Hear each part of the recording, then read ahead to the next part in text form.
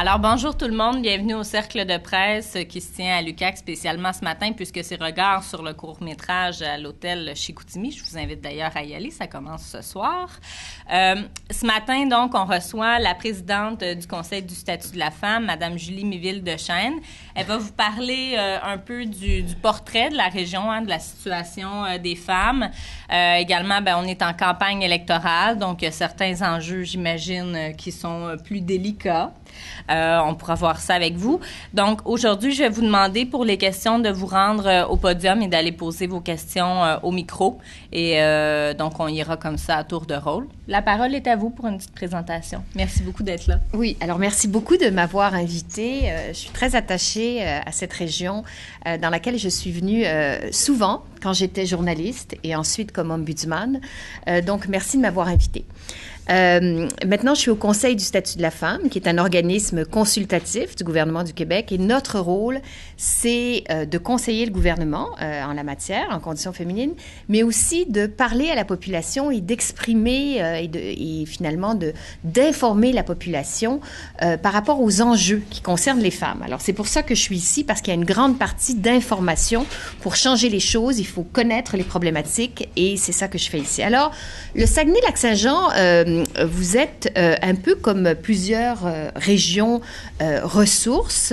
Il y a des inégalités importantes ici entre les hommes et les femmes et elles ne sont pas apparentes à première vue parce que quand on regarde les taux de chômage, on a l'impression que tout va très bien. Depuis 15 ans, en fait, les taux de chômage des femmes ont fondu. On est parti d'à peu près 14% de taux de chômage en 97 et on est rendu à 7,5% de chômage pour les femmes. Donc, en apparence, tout va bien pour les femmes, sauf que quand on creuse un petit peu, on se rend compte que même si le taux de chômage est moins élevé, les femmes gagnent beaucoup moins que les hommes.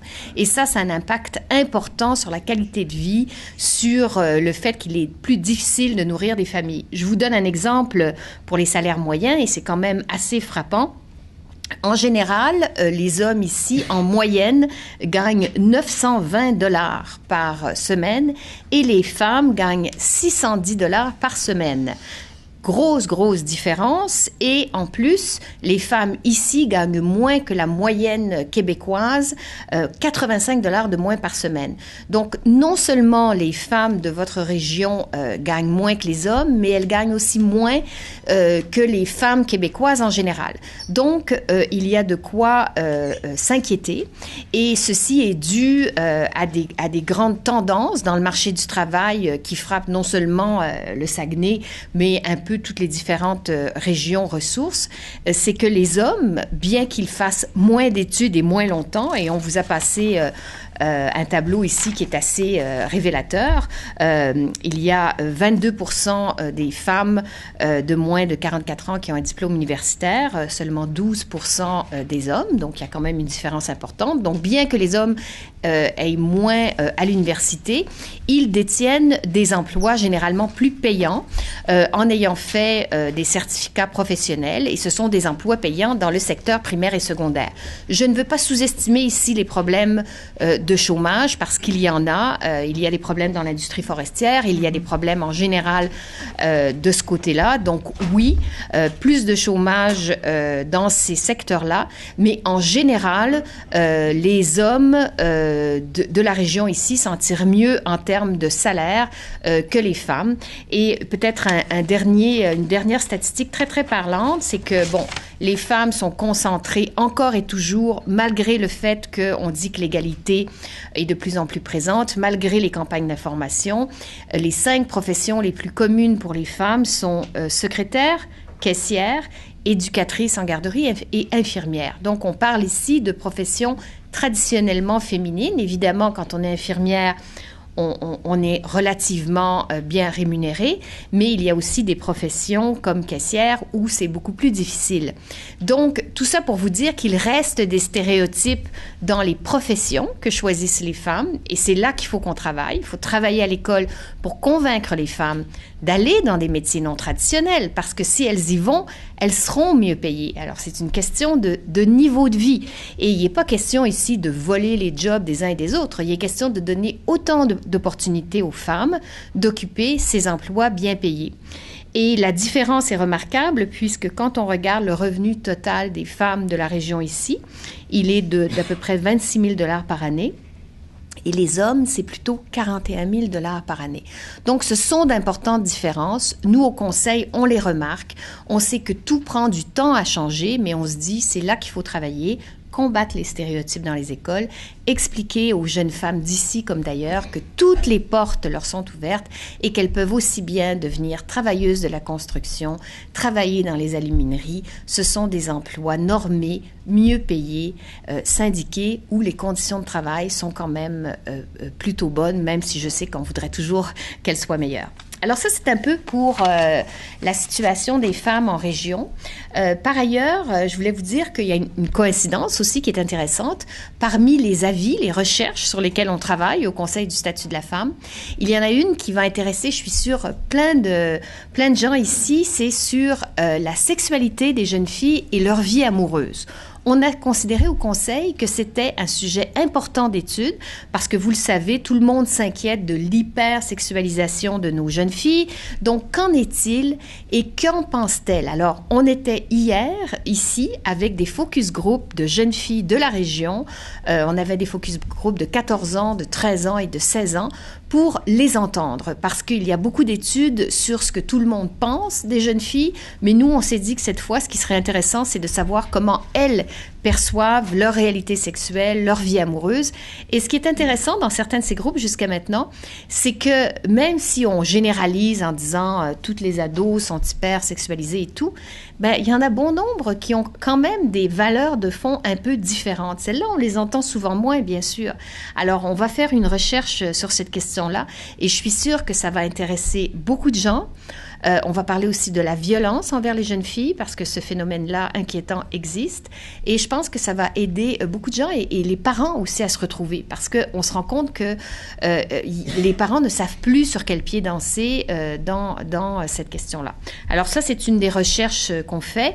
Je vais vous laisser la parole, mais on travaille non seulement sur cette question-là, mais aussi sur l'union de fait versus le mariage. On travaille là-dessus. On travaille aussi sur la question de la prostitution. Vous le savez, on a sorti un avis sur cette question-là et là, il y en a beaucoup de questions dans l'actualité. Donc, on fait des pressions pour que les lois soient changées de notre point de vue en faveur des femmes. Et bref, je suis ici pour répondre à vos questions. Et encore une fois, merci de vous être déplacés. Merci beaucoup à vous. Je commencerai, moi, justement, avec l'histoire des conjoints de fait. On vous a entendu la semaine dernière dans le cadre, justement, je pense que cette sortie-là a été faite pour la journée du 8 mars, c'est-à-dire que c'est une entrevue qui a été accordée le 8 mars. Alors, peut-être en quelques lignes, ce qui est vraiment intéressant de comprendre, c'est qu'au Québec, les couples sont très protégés dans le mariage.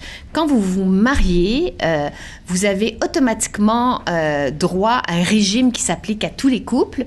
En cas de rupture, c'est le partage du patrimoine familial, moitié-moitié, ce qui a été accumulé par le couple, et non seulement la pension alimentaire pour les enfants, ça c'est dans tous les genres de couples, mais aussi une obligation alimentaire envers le conjoint le plus vulnérable.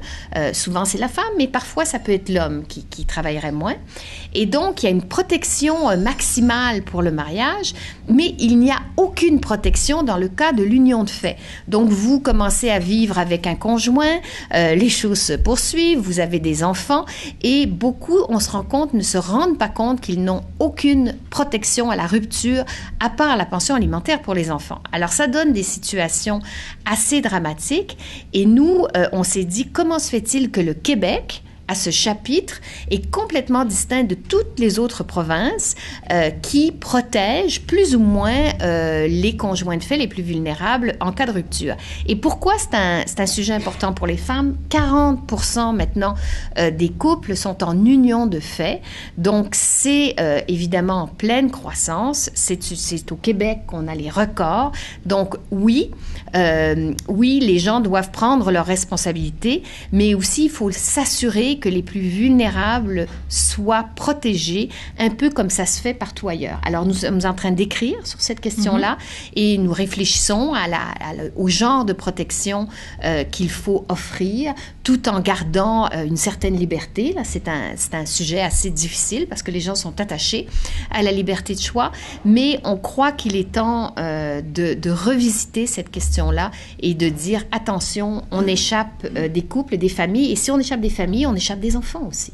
Mais si je ne m'abuse, il n'y a aucun parti politique en ce moment qui prévoit faire des modifications dans la loi à ce niveau-là? Non, alors ce n'est pas du tout un enjeu électoral. Par ailleurs, il y a eu un jugement dont vous avez entendu parler, très célèbre, Lola versus Eric, qui ne disait pas au Québec qu'il était obligé de revoir son régime, mais quand on lit le jugement, on se rend compte que la Cour suprême a été très, très claire sur le fait que le système du Québec présente certaines discriminations pour les conjoints de fait. Et donc, le gouvernement du Québec a décidé de mettre sur pied un comité d'études présidé par un juriste qui s'appelle Alain Roy. Donc, de leur côté, ils travaillent là-dessus, mais nous, on s'est dit, il est important que les femmes, que notre point de vue soit entendu dans ce débat. Et donc, cet avis va sortir après le scrutin, ce printemps, disons ce printemps. Parfait. Merci. Véronique Dubé, Radio-Canada. Bonjour. Bonjour. D'abord, les chiffres que vous avez révélés m'étonnent beaucoup. 26 000, 41 000 pour les salaires. Non, pour les revenus. Pour les revenus. OK, pour les revenus. Oui, c'est différent parce qu'évidemment, là, on tient compte, il y a des gens qui travaillent plus ou moins. Donc, ça, c'est pour les revenus. Pour les salaires, c'était le salaire moyen 920 versus 610. OK. Par semaine. Par semaine. Est-ce que vous avez des explications à ça? Est-ce que la présence de la grande usine est justement une explication? Et quels sont vos efforts particuliers que vous faites auprès des jeunes là, pour combattre les stéréotypes dont vous avez parlé tout à l'heure? Parce que, dites-moi, dans le fond, comment vous dites qu'il y a des stéréotypes, finalement, chez nous, au Saguenay-Lac-Saint-Jean? Écoutez, je ne suis pas en train de dire que vous êtes une région, si différente que les autres pour les stéréotypes. Ce qui creuse les écarts ici, c'est que l'économie est ainsi faite qu'il y a de très bons emplois dans le secteur primaire et secondaire qui sont occupés essentiellement par des hommes. Et ça, c'est une tradition qui n'est pas plus saguenéenne que dans les autres régions ressources. Donc, ça creuse l'écart avec les femmes si on compare, par exemple, à une région métropolitaine où il y a plus de différences dans les emplois. Alors ça, c'est purement statistique. Mais la question des stéréotypes à l'école, c'est présent à travers le Québec. Madame Dubé, comprenez-moi bien, là, je ne veux pas dire que votre région est pire que les autres. Ce sont des questions qui préoccupent le Conseil parce que comment se fait-il qu'après des décennies de lutte pour l'égalité, on se retrouve encore avec le fait que les jeunes filles, dans 4 des 5 principales professions occupées par les femmes des régions, sont encore des professions, entre guillemets, traditionnellement féminines. Comment se fait-il, par exemple, qu'on ne va pas plus quand on est une femme en informatique ou dans ce qui est considéré plus traditionnellement masculin? Donc ça s'explique pas par de la mauvaise volonté, ça s'explique par le fait que quand les jeunes filles sont au moment du choix à l'école, elles ne voient pas ces professions comme étant des choix possibles. Et ça, c'est conditionné par toute une série de choses. Peut-être que les orienteurs, on croit que les orienteurs doivent ouvrir davantage la voie aux jeunes filles, mais aussi dans leur propre tête, dans leur éducation et tout, elles se disent, un certain nombre de professions sont pour moi et d'autres ne le sont pas. Et ça, c'est ce qui est le plus difficile à changer dans les mentalités des jeunes filles et des jeunes garçons. Ce sont ces stéréotypes sexuels qui disent que les jeunes filles font ci, les jeunes filles font ça. Et ça commence très jeune. Vous savez, les jouets roses pour les filles, bleus pour les garçons, les filles qui jouent à la poupée, les garçons qui jouent à la construction. Donc, tout ça, on a beau, comme mère de famille, s'assurer que nos jeunes filles, et je suis sûre que ça se fait ici, aient le plus de chances possible, reste qu'elles retombent dans ces ornières encore.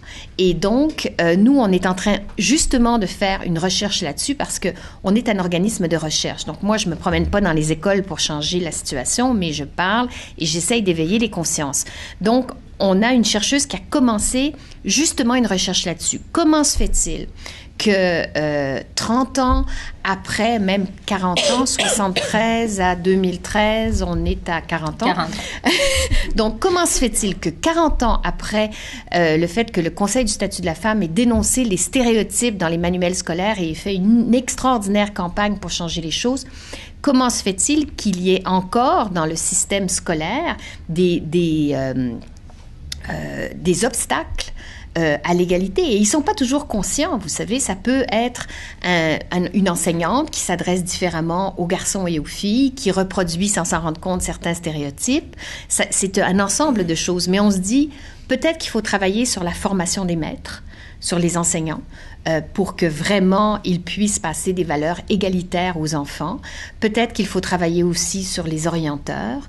Dans les manuels scolaires, oui, il n'y a plus de stéréotypes parfaitement évident, genre Jeannette et Joe, Jeannette fait la cuisine, puis Joe joue au baseball. Là, on n'est plus là. Mais le seul fait qu'il y ait moins de femmes dans l'histoire, par exemple, du Canada et du Québec, les présences féminines, où sont-elles dans l'histoire? Où sont-elles dans l'enseignement? Alors ça aussi, c'est des exemples. Vous savez, quand on a eu la première ministre femme au Québec, moi, j'étais heureuse parce que je dis, voici un modèle de femme qui brise le plafond de verre en politique et qui est au plus haut niveau politique. Et ça va rentrer dans les livres d'histoire et les jeunes filles sauront que tout est possible parce que les modèles sont importants. Donc, je crois que c'est un ensemble de choses. Je ne veux absolument pas simplifier la situation et votre région est là-dessus, pas de différence avec les autres. Je soulignais le fossé entre les salaires parce qu'il est plus important, mais le maintien des stéréotypes, la persistance des stéréotypes est un problème à travers le Québec, le Canada et, je vous dirais, la société. Le modèle d'éducation, justement, bon, vous parlez des enseignants. On accuse aussi le modèle d'éducation au Québec d'être tellement favorable aux femmes que les jeunes garçons décrochent. Ouais, alors ça, c'est pas tout à fait vrai, dans la mesure où le système n'a pas toujours, c'est-à-dire le système n'a pas fondamentalement changé et les garçons décrochent. Donc, je vous dirais qu'il y a des causes au décrochage des garçons qu'il ne faut pas mettre sur le dos des enseignantes, qui sont en majorité des femmes. Je crois qu'il y a beaucoup de travail qui est fait là-dessus.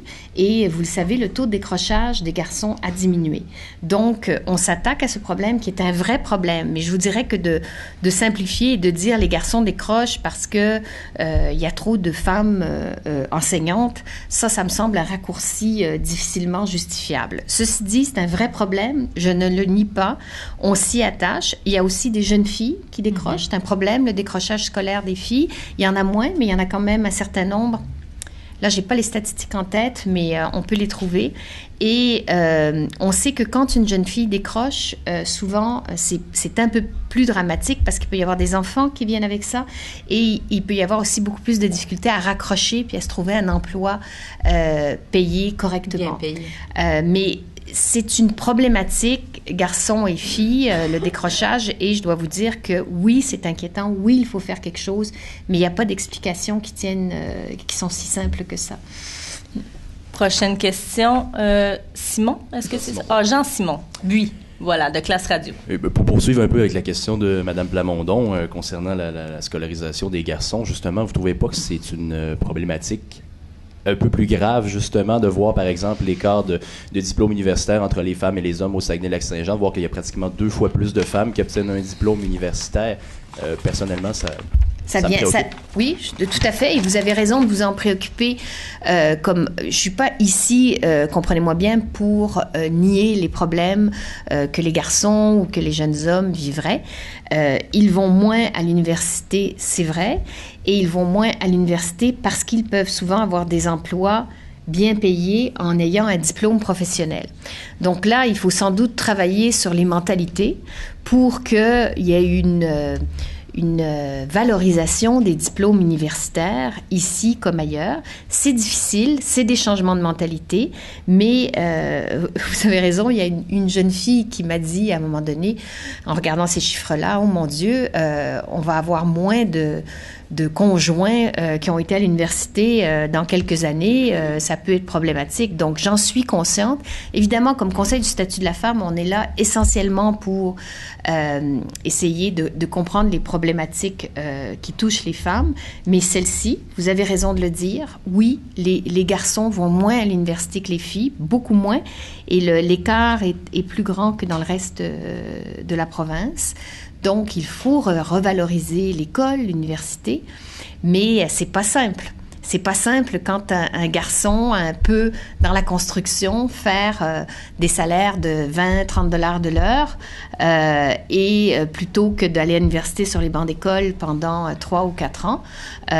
Et ensuite, on le sait, les diplômes en sciences sociales, ça garantit pas non plus un emploi tout le temps. Donc c'est comme vous dites, c'est un changement de mentalité et je pense que là aussi, il y a du travail à faire.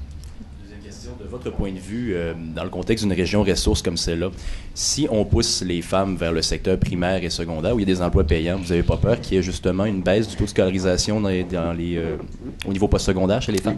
Non, parce que ce ne sont pas forcément celles-là celles qui vont à l'université, on le voit, se trouvent des emplois en très, très grande majorité.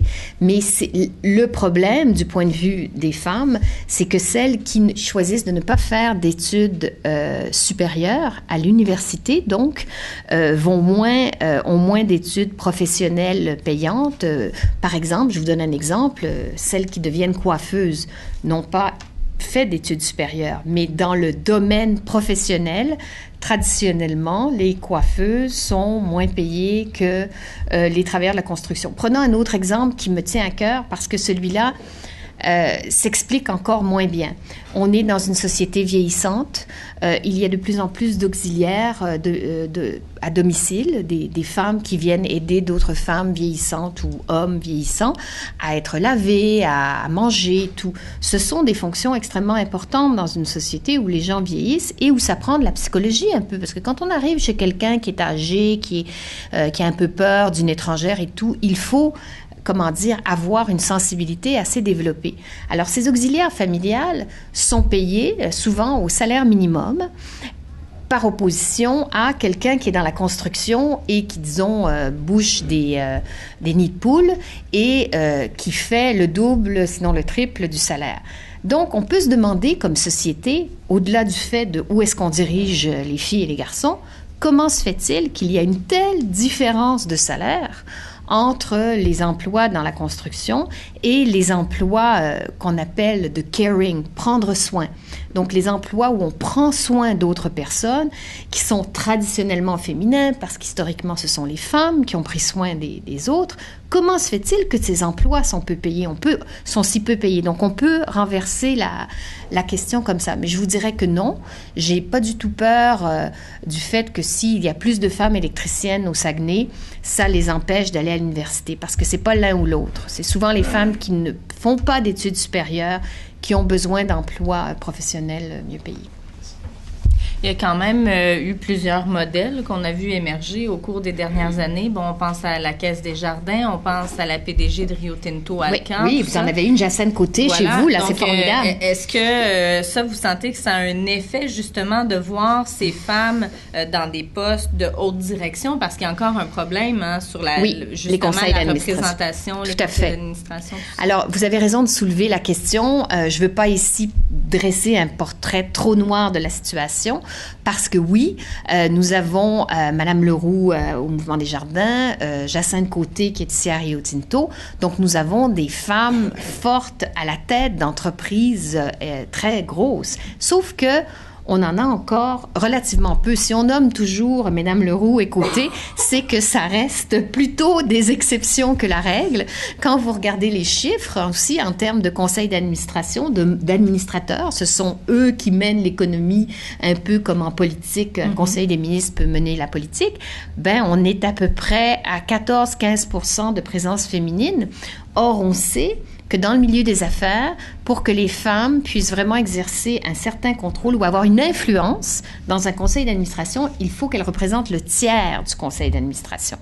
Donc, on est encore loin de cela, mais il y a des bonnes nouvelles dans les dernières statistiques qui sont sorties par l'Institut Catalyst, par la compagnie Catalyst. On voyait qu'il y avait des compagnies qui se distinguaient au Québec, et je pense notamment au groupe Jean Coutu, qui avait 42% de son conseil d'administration était composé de femmes.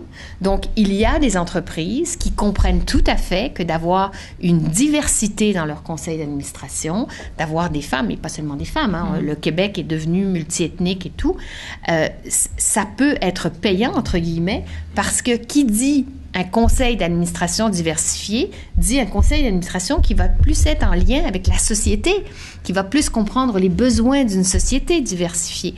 Donc, Jean Coutu l'a compris. Québécois aussi s'en tirait pas mal bien en termes de conseil d'administration. Je pense qu'on était entre 35 et 40%. Donc, il y a certaines compagnies qui s'en tirent très bien. Il y en a d'autres, zéro, groupe Pomerleau, aucune femme sur le conseil d'administration. Donc, il y a les meilleurs, il y a les pires. Et nous, ce qu'on dit, c'est qu'en parlant davantage de ce sujet-là, en mettant de l'avant ceux qui réussissent et en nommant ceux qui ne réussissent moins, on peut réussir aussi à faire que ces entreprises se rendent compte qu'il y a de la pression et qu'il faut qu'elles changent.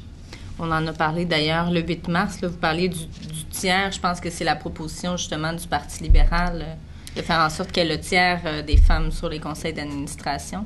Il y a eu plusieurs propositions, justement, là, pour le 8 mars. Est-ce que ça vous a rassuré de voir que tous les partis voulaient aller en ce sens-là? Mais c'est-à-dire que c'est ça. Dans ce dossier-là, il y a plusieurs solutions. Il y en a des plus contraignantes et il y en a des moins contraignantes.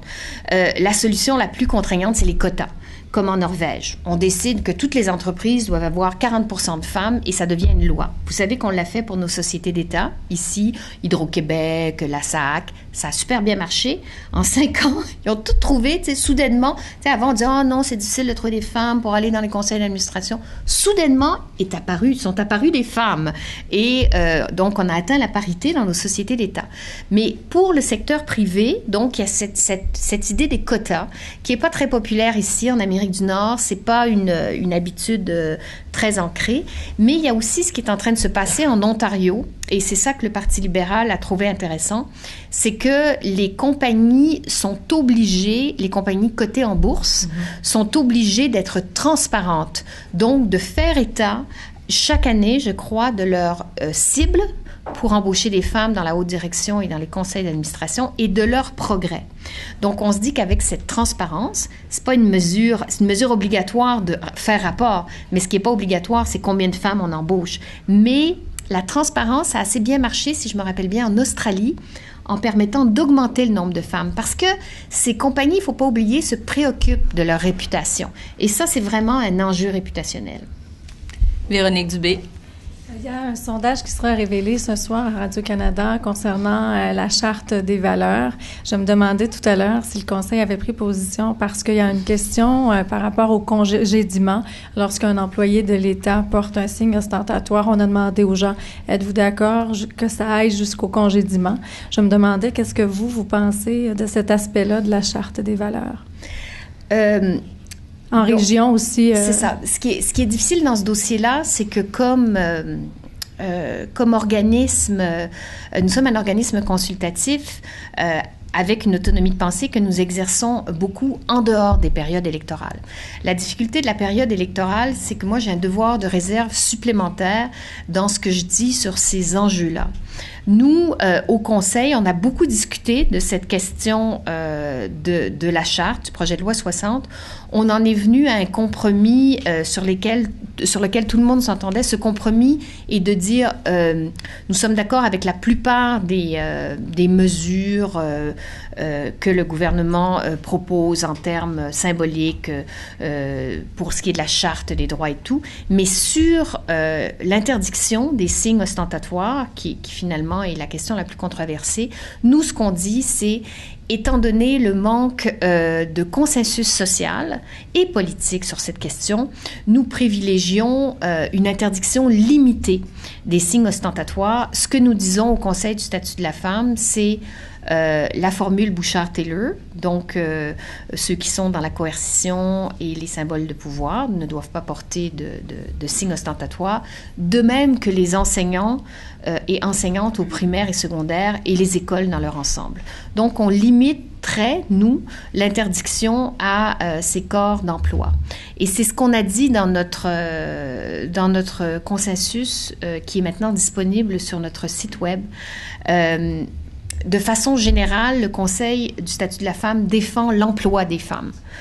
J'irai pas plus loin que ça, mais je vous dirais que pour nous, c'est très important que les femmes soient en emploi.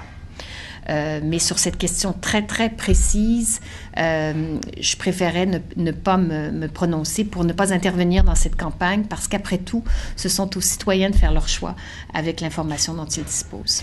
Dans la campagne électorale actuelle, il y a très peu de femmes. Il y a toujours eu beaucoup plus de femmes en campagne électorale dans notre région. Et là, on dirait que cette année, il y a très peu de femmes. Oh, zut!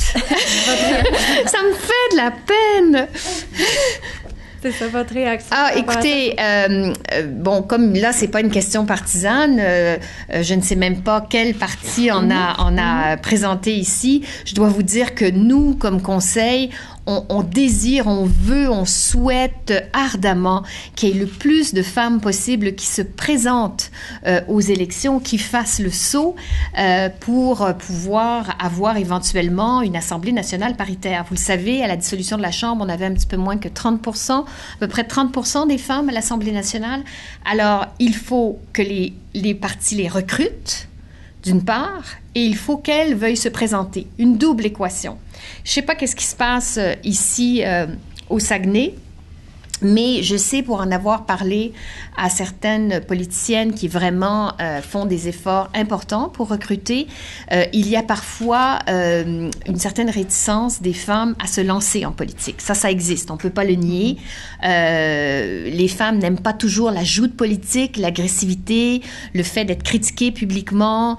Bon, il y a aussi des considérations systémiques. Les femmes s'occupent davantage des tâches à la maison, quand il y a des enfants et tout. Alors, la politique, c'est extrêmement prenant. Mais ce que je ne sais pas dans votre région, c'est y a-t-il eu des efforts suffisants des partis politiques pour que des femmes se présentent? Ça, c'est une autre question. Et je vous avoue que c'est très important, la représentation des femmes pour nous. Pas parce que les femmes feraient mieux de la politique que les hommes. Là, je ne suis pas angélique, je ne suis pas en train de vous dire ça. Pour une simple question de diversité, parce qu'il faut que l'Assemblée nationale ressemble à la société. Et la société est composée à moitié de femmes.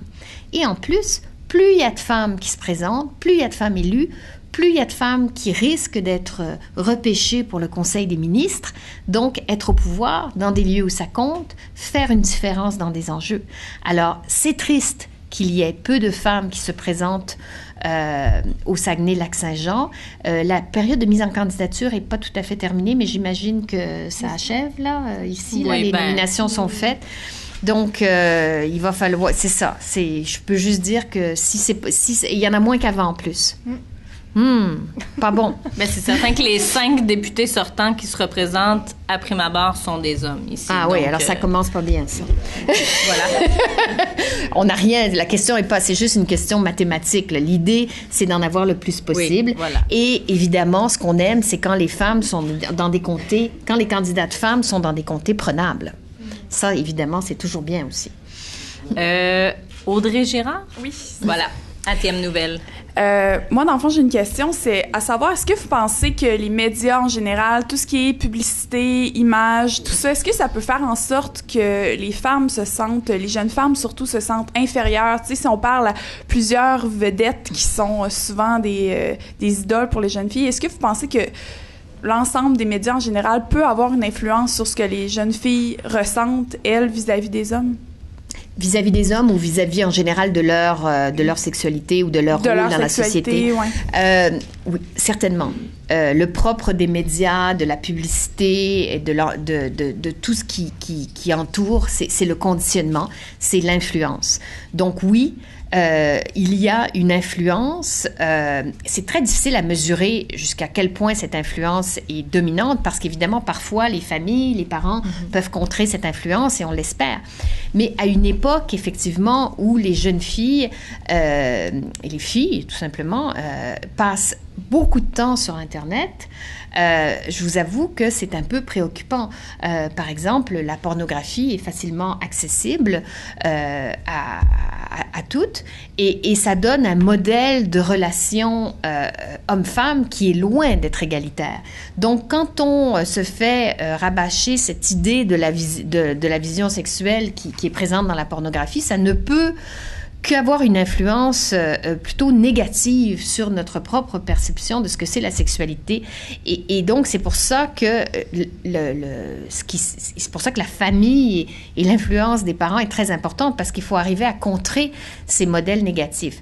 Oui, pour la publicité aussi. Oui, pour le fait que on met très souvent de l'avant le corps des femmes, les beautés plastiques, les jeunes filles très minces, les femmes botoxées. Tout cela a de l'influence, je veux dire, sur moi et sur les autres. Comme femmes, on est toutes à se regarder dans le miroir, à se comparer. Donc, c'est évident que si ça a une influence sur une adulte comme moi, comme vous, qui sommes parfaitement au courant du fait qu'on essaye de nous influencer avec le dernier maquillage, avec la dernière crème anti-rides, ben, imaginez l'influence que ça peut avoir sur des jeunes filles. Donc, dans une société libre, il n'y a pas grand-chose à faire contre ça, sinon que de s'élever en disant ça prend d'autres modèles, parce qu'on n'est plus maintenant... Ça s'est raffiné, hein, la publicité. On n'est plus dans la femme qui fait cuire des tartes et l'homme qui va à la chasse, là. C'est beaucoup plus le modèle... c'était une bonne phrase, on disait la femme est passée de la cuisine à la chambre à coucher. Donc, on met de l'avant beaucoup plus le modèle de femme sexy, donc peu habillée ou parfaitement très, très jolie. Et je crois que les statistiques montraient que 4 jeunes filles sur 5 en secondaire 3 n'étaient pas satisfaites de leur corps. Donc, c'est pas formidable, ça. Et c'est dû en grande partie à ces modèles. Donc, attention à tout cela, et c'est très important d'essayer de reprendre tout ça. Comme société, on a une responsabilité, et on doit continuer à dire aux publicitaires, je le fais à l'occasion, là, quand il y a des trucs qui sont complètement... qui n'ont plus de sens, là. Mais on ne peut pas tous les jours... On ne ferait que ça. Si on dénonçait la publicité sexiste, là, il y en a encore pas mal en monde. Puis, ma deuxième question, c'est assez général, mais comment est-ce que vous pouvez expliquer qu'en 2014, au Québec, dans une société qui est démocratique, ouverte sur le monde et tout, qu'il y a encore des inégalités entre les femmes et les hommes? Ah, ça, c'est une question très, très difficile. Alors, disons qu'on a progressé au plan positif, là, qu'on n'est plus où on était. Vous savez, on a eu le droit de vote en 1940, on a eu la première femme à l'Assemblée nationale en 61. Ensuite, les femmes ont obtenu le droit, parce qu'elles ne l'avaient pas, de signer un contrat. Les femmes mariées n'avaient pas le droit de signer un contrat, donc on a obtenu ça. Donc, on a gagné beaucoup de luttes.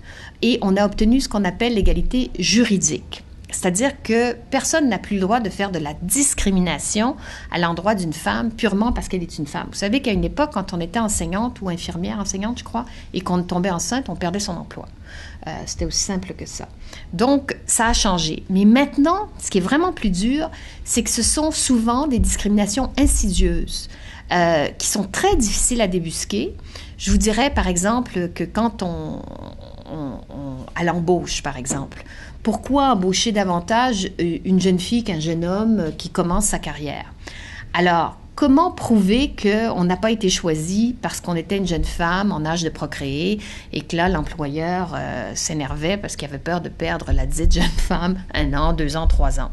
On ne peut pas prouver ces choses-là. Souvent, c'est fait même sans s'en rendre compte. Alors, il reste des discriminations, il reste, et comme je vous ai dit, la persistance des stéréotypes. C'est extrêmement difficile de se débarrasser de stéréotypes qui sont finalement assez confortants. Ah, une fille, c'est comme ça, un garçon, c'est comme ça. Alors, tout ça, on le répète. Et ce qui est sans doute le plus troublant, c'est la violence envers les femmes. comment se fait-il que dans une société de plus en plus égalitaire, quand on regarde le nombre de rapports à la police d'incidents violents, à 80%, ce sont les femmes qui sont l'objet de violences. Donc, et ça, c'est vraiment très, très troublant parce que c'est un signe de société inégalitaire quand la masse, quand c'est vraiment, quand on voit que les statistiques montrent qu'en très grande majorité, 80%, c'est beaucoup plus que la majorité, ce sont des femmes qui sont victimes de violences. Et on parle de 19 000 cas de rapports de police. Donc, on parle de véritables statistiques là, sur de la violence conjugale, je crois, violence entre conjoints. Donc, 19 000 cas de violence entre conjoints par année. Et là-dessus, plus de 80% des incidents, ce sont des femmes qui sont les victimes. Quand on voit des statistiques comme ça, on se dit qu'il reste encore du travail à faire et pour les femmes et pour les hommes pour que ça ne soit pas la façon d'essayer de régler les problèmes. C'est ahurissant, là. Et c'est une question de contrôle. Il faut bien comprendre que quand il y a de la violence, c'est parce que le conjoint perd le contrôle ou croit qu'il n'a pas suffisamment le contrôle sur sa conjointe. Alors, ce sont des mentalités qu'il faut changer. C'est très dur de changer les mentalités. J'essaie de ne pas me décourager parce que ça prend des années, mais les mentalités, les stéréotypes, tout ce qui a trait à la façon de penser profonde des gens, ça prend du temps. Donc, il ne faut pas se décourager. Mais justement, par rapport à la violence, ça serait quoi les solutions que vous, au Conseil du statut de la femme, vous proposez? Alors, dans ce cas-là, je crois qu'il est temps de reprendre probablement les campagnes de sensibilisation, notamment celles sur les agressions sexuelles, avaient été une campagne choc qui avait relativement bien marché. Mais je vous dirais que plus profondément, il faut que les comportements égalitaires et que les mentalités égalitaires se multiplient pour que cette violence cesse. Et je parlais à une femme à Rouen qui était dans les organismes qui s'occupaient de violences faites aux femmes, et elle me disait, quand on va dans les écoles, et elle me disait la formule qui marchait le mieux, c'était quand elle, accompagnée d'un jeune homme, allait dans les classes pour parler de violence. Et donc, on se rendait compte, là, que les jeunes hommes étaient plus alertes parce qu'un des leurs dénonçait cette violence et disait « c'est inacceptable ». Plutôt que d'en faire un problème de femme, on en faisait un problème de société. Et donc, il faut, très jeune, conscientiser les jeunes garçons, les jeunes filles à ce fléau de la violence. Et il faut s'adresser aux jeunes hommes, mais je crois que c'était une assez bonne façon de le faire. Louis-René Ménard, Radio-Canada. J'ai répondu. Soyez pas gêné, M. Ménard. Ah oui, je réponds trop longuement, probablement. Mais... Est-ce que vous avez l'impression, des fois, qu'on confine les problèmes dits féminins, entre guillemets, au 8 mars, qu'on en parle cette journée-là et que le reste de l'année, c'est relégué un peu aux oubliettes? Écoutez, au Québec, quand même, on a une ministre de la Condition féminine, on a un conseil du statut de la femme, on parle. Donc, on ne peut pas dire qu'on est dans la société où on parle le moins de ces questions-là. Mais c'est vrai que le 8 mars est un moment pour redire les progrès accomplis et ce qui reste à faire. Nous, justement, on trouvait que c'était un peu répétitif. Alors, on a décidé de changer un peu l'axe du 8 mars. On en a fait, je ne sais pas si vous avez entendu ça, mais on en a fait un concours. On a été voir les jeunes et on leur a demandé de nous faire des vidéos sur ce qu'ils pensaient de l'égalité et ce que ça représentait pour eux, l'égalité homme-femme. Et je crois qu'il faut, si on veut que ces enjeux restent en vie et soient repris par cette génération qui n'a pas connu... Moi, j'ai connu une situation différente pour les femmes. Ma mère a connu une situation différente. Mais les jeunes ont toujours été élevés dans une société où l'inégalité, on la réalise plus tard. On la réalise quand on a des enfants, on la réalise quand tout ça arrive. Mais comme jeune femme au Québec, on ne réalise pas toujours que c'est des enjeux. Alors, on se dit qu'en les impliquant dans la façon de faire, en essayant d'aller chercher les mots, le vocabulaire, la façon de parler de ces enjeux-là qui va les rejoindre, on peut faire du chemin et on peut voir qu'ils s'attribuent les combats. Puis ce qui est vraiment intéressant en ce moment, dans les choses qui me fait très, très plaisir, c'est que le web, c'est le meilleur et le pire pour les femmes. Le pire, c'est ce qu'on a dit, beaucoup de femmes toutes nues, beaucoup de porno. Le meilleur, c'est que ça a donné une voix à plein de jeunes féministes. Je vous conseille d'aller voir le site jesuisféministe.com. Donc, plein de jeunes féministes sont dans le web, parlent fort, dénoncent les incidents sexistes instantanément quand il peut y en avoir, dénoncent ce dont on parle beaucoup en ce moment avec l'affaire de Gabrois, là, mais la culture du viol. Donc, il y a des voix de jeunes femmes très militantes qu'on n'entendait pas il y a 10, 15, 20 ans, là, et qui se font entendre sur le web et qui réagissent coup sur coup quand il y a quelqu'un qui dit, par exemple, c'était un journaliste d'Urbania, un commentateur qui disait les féministes, là, on en a un peu marre. Est-ce que les femmes peuvent être gentilles ou est-ce que les femmes peuvent être aimables d'abord? Alors, c'est le genre de commentaire, comment dire, être aimable, ça dépend, là. On n'a pas besoin d'être aimable par définition, ça dépend de quoi on parle. Et donc, ce commentaire-là a été tout de suite démoli par plein de femmes. Donc ça me fait plaisir. Le web a aussi ouvert cet espace de liberté pour critiquer les machos. C'est vrai parce que les statistiques démontrent que les femmes sont plus nombreuses sur Twitter et sur Facebook d'ailleurs que les hommes, donc ça leur donne alors une c'est formidable, ça. Véronique?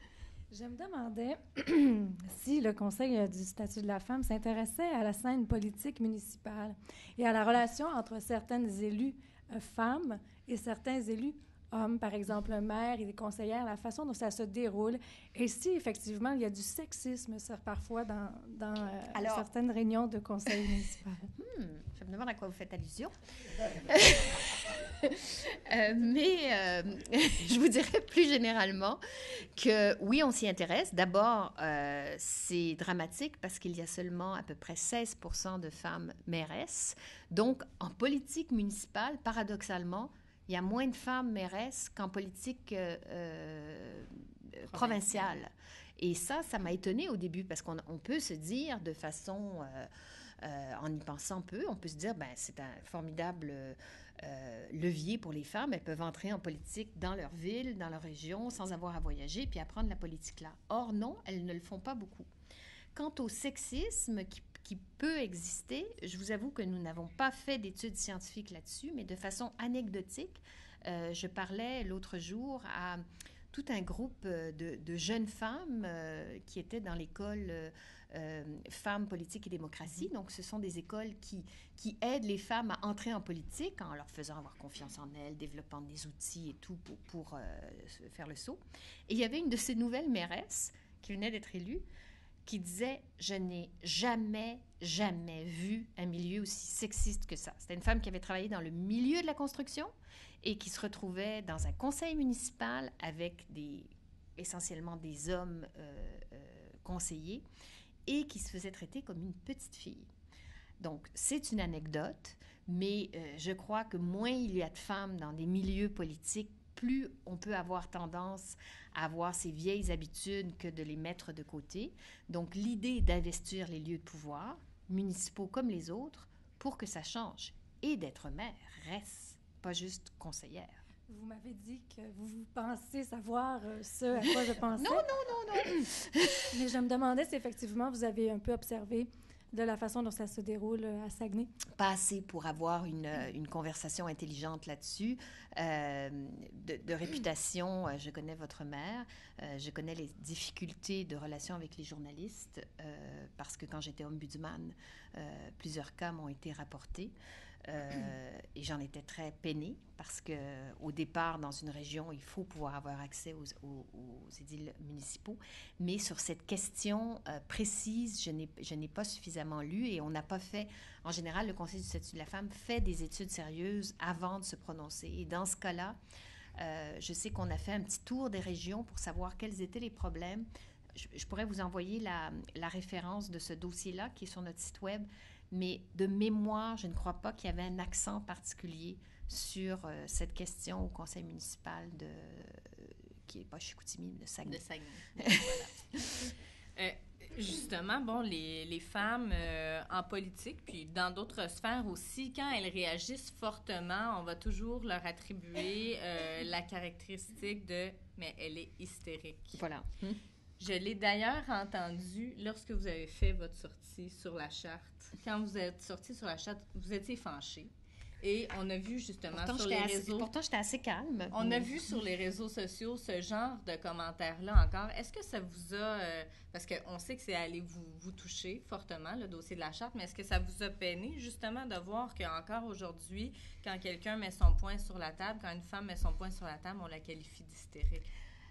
Alors, j'ai décidé de ne pas trop lire les médias sociaux ou les réseaux sociaux cet automne, mais oui, ça me peine parce que les femmes ont le droit, tout autant le droit que les hommes, d'avoir parfois des mots plus durs et cette idée qu'on doit demeurer avant tout féminine, posée, discrète.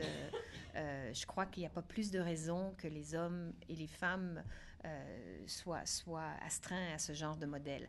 Alors, je suis une femme forte, oui. Il m'arrive de dire le fond de ma pensée, oui. Et dans une société libre, autant les femmes que les hommes doivent pouvoir le faire sans être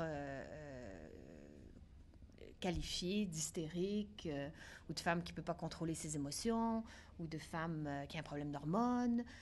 Tous ces commentaires-là sont vraiment d'une superficialité. Et oui, ça dure encore, mais ce sont des attaques... comment dire, quand on ne peut pas attaquer sur le fond, on attaque sur la forme. Et je ne suis certainement pas celle, je veux dire, tous les personnages publics, toutes celles qui prennent la parole, se font souvent non seulement ramener à cette question-là, mais se font ramener à leur sexualité, à leurs différences sexuelles. Et ça, je vous avoue que c'est pas mal pire quand ça arrive sur les médias sociaux. J'ai des collègues journalistes qui se font... envoyer des commentaires en dessous de tout. Alors ça, c'est une preuve que oui, il y a le meilleur sur le web, mais ça permet aussi à des êtres qui sont encore sexistes ou misogynes de pouvoir se défouler sans signer. Prochaine question. Je reviens un peu sur... Simon Bourassa, est-ce que oui, c'est tout à ça? fait. Voilà, je reviens un peu sur l'emploi, en fait. Bon, j'ai remarqué qu'au Saguenay-Lac-Saint-Jean, c'est pas une statistique officielle, mais c'est plus une observation, que les femmes ont des enfants à un âge plus jeune. Donc, il y a une certaine priorité qui est axée sur la famille. Et puis, est-ce que ça empêcherait, en quelque sorte, les femmes d'occuper des emplois comme dans le domaine de la construction ou des emplois qui demandent des horaires plus exigeants? Ah, bonne question. Alors, si vous posez cette question à la présidente du Conseil du statut de la femme, est-ce qu'il y a une raison particulière pour laquelle les femmes devraient être les seules qui paient le prix d'avoir une famille? Moi, je suis pour les belles grandes familles et probablement que c'est une bonne idée de commencer pas trop tard dans la vie, mais vous savez qu'au-delà de l'allaitement et de l'accouchement proprement dit, tant les hommes que les femmes peuvent prendre soin des enfants. Et c'est pour ça d'ailleurs que le congé parental s'appelle le congé parental, parce qu'il peut être pris par les hommes et les femmes. Or, vous avez raison qu'en réalité, dans la vraie vie, c'est pas ça qui se passe. Ce sont souvent les femmes qui assument ce coût, ce bonheur aussi. Là, je suis pas en train de dire que c'est juste un coût, mais le coût, c'est qu'elles sont pas sur le marché du travail pendant un certain nombre d'années. Pour la pension, ça a une influence, et pour les emplois après. Je vous dirais que dans les choses positives, vous savez qu'il y a maintenant 5 semaines de congé non transférable pour les hommes, pour les pères, et que ce congé, 75% des jeunes pères au Québec le prennent. Donc ça peut tranquillement faire changer les mentalités. Parce qu'on le sait, quand un jeune père passe du temps, idéalement seul, parce qu'autrement... c'est pas lui qui change les couches tout le temps, là. Mais s'il est tout seul avec son enfant pendant 5 semaines, ça va lui donner une longueur d'avance sur les tâches domestiques, les soins aux enfants, et après, ça peut avoir une influence tout au long de la vie. Donc, oui, c'est formidable, la famille, mais en soi, ce n'est pas une raison qui puisse expliquer que les femmes soient plus pauvres. Il faut, de notre point de vue, qu'il y ait un partage le plus équitable possible dans la maisonnée des tâches, parce que c'est un poids qui doit se porter en 2014 de la même façon entre le père et la mère. Monsieur Tremblay, vous avez une question? Monsieur Vous êtes Tremblay, vous êtes posez-moi juste une debout. question. Ça fait longtemps que je vous ai pas vu. Oui, moi de même. Ah, mais oui. Je me souvenais de la... De la longue entrevue. De la longue entrevue. Oui, j'étais venue. C'était résumé à pas grand-chose. Oh mon Dieu! Et vous aviez été tellement gentil et j'en garde un souvenir extraordinaire. La petite anecdote avec M. Tremblay, c'est que j'étais venue faire un portrait de Lucien Bouchard et de Benoît Bouchard à l'époque où vos deux hommes étaient au Parlement et je commençais en affaires publiques, donc vraiment, j'avais pas beaucoup d'expérience et j'avais fait beaucoup trop d'entrevues. J'étais repartie avec 15 cassettes d'entrevues parce que tout le monde était gentil, tout le monde me parlait. Et là, j'essayais de mettre ensemble, de faire un reportage qui se tenait et j'ai dû faire des sacrifices. Et ça m'a beaucoup peiné, mais vous m'en avez pas tenu rigueur. Non, pas du tout. Ça m'a permis de fouiller dans ma mémoire avec tous les contacts que j'avais eus avec Lucien Bouchard. Surtout, Oui. Parce que vous n'êtes pas la seule qui m'avait interviewé là-dessus. C'est ça. Finissons donc, sur cette note personnelle de la journaliste à l'ombudsman, à la présidente du Conseil du statut de la femme. On peut parler d'un parcours qui est quand même exceptionnel pour une femme j'ai eu au beaucoup Québec. de chance. J'ai eu beaucoup de chance parce que quand je suis après être devenue ombudsman, je ne savais pas où j'allais rebondir. Et je trouve que le métier que je fais en ce moment me permet de combiner la communication, parce que j'ai été 30 ans journaliste, donc cette idée de parler aux gens, de leur expliquer, de faire changer les mentalités quand on peut, avec une cause qui est une cause à laquelle je crois. Moi, l'égalité entre les hommes et les femmes, pour moi, c'est particulièrement évident. Là.